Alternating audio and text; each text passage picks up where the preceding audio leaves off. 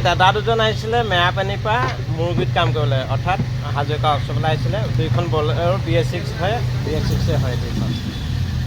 দাদা এজনৰ আছিলে ইজি আজাম, এজনৰ আছিলে কুলেনৰ প্ৰব্লেম। দুইটা কাম হৈ গ'ল। এটা সমস্যা পালোঁ, যিহেতু এয়াৰ ফিল্টাৰ যেতিয়া লগাব চাবলৈ নাপা হ'ব। এয়াৰ ফিল্টাৰ যদি সৰু ডাঙৰ থাকে, মাল টনাটো ডাঙৰ থাকে আৰু পেচেঞ্জাৰ সৰু থাকে, এয়াৰ ফিল্টাৰ ক'ত প্ৰব্লেম থাকে নাজানে। ইয়াৰ কাৰণে কি হয়, এয়াৰটো এই দেখাই দিছে, এইটো এয়াৰ ফিল্টাৰ সমান কৰিব আহিলে, এইটো চব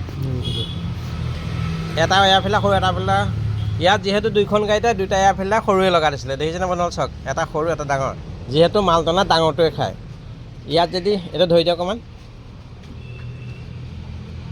ইয়াত যদি সৰু এয়াৰ ফিল্টাৰটো লগায় কি হ'ব সমস্যাটো, এইকণ গেপ হৈ থাকিলে চব, এইকণ গেপ হোৱা মানে ধূলি মানে তাৰবোৰ যেতিয়া এয়াৰ টানিব এইপিনেদি হাৱাটো ফিল্টাৰ নহ'ব, ভিতৰলৈ গুচি যাব, মানে ইঞ্জিনৰ পিনে গৈ ইজিয়াৰ ব্লক হৈ যাব। এইটো ইজিয়াৰ ব্লক হৈছিলে আৰু ইয়াক নলগাই আমি লগাম এতিয়া নতুনটো, ইয়াক বহাই দিম। চাব এটা বস্তু, ইয়াত কোনো গেপ নাথাকিব। ডাঙৰ যেতিয়া এয়াৰ ফিল্টাৰ লগা হয়, এইটো ডাঙৰ হৈ গ'ল, ধুনীয়াকৈ বহি গ'ল, ছেটিং হৈ গ'ল।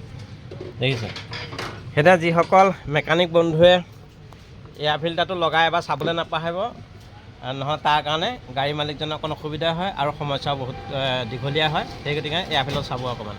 ধন্যবাদ।